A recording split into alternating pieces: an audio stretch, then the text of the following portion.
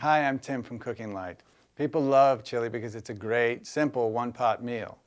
Our Springfield chili shows that chili doesn't have to be loaded up with saturated fat and salt to deliver a ton of flavor.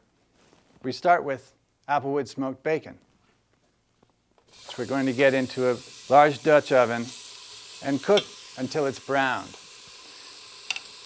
We like to use applewood bacon, Newski's in particular, because it packs a lot of meaty flavor and some smokiness, and that's what it's going to give this chili, is a nice smoky, subtle undertone. The meaty applewood bacon is going to give off a little bit of grease, and we're going to cook the onion in that rather than adding cooking oil to the pot. Once the bacon is browned, we're going to add in our chopped onion. Give it a stir, and we'll cover that and let it cook for about 5 minutes or until the onion gets tender. Once the onions are done, we add the garlic. We use ground turkey breast and lean ground sirloin. You can use coarse grind meat, which is going to add a little bit more heft to the chili, but this regular grind meat works just fine as well. And once the meat is in the pot, we're just going to stir it up a little bit, break it, pressing into it. We use ground turkey breast and lean ground sirloin in this dish rather than, say, all beef, ground round, or ground chuck, because this mixture is going to lower our saturated fat in the dish by a lot.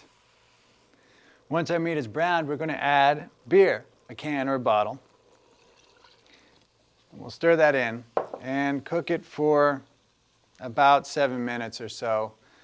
Let the liquid reduce to about 1/3 of a cup. The beer is going to add a nice flavor to the dish, and it has less sodium than, say, broth.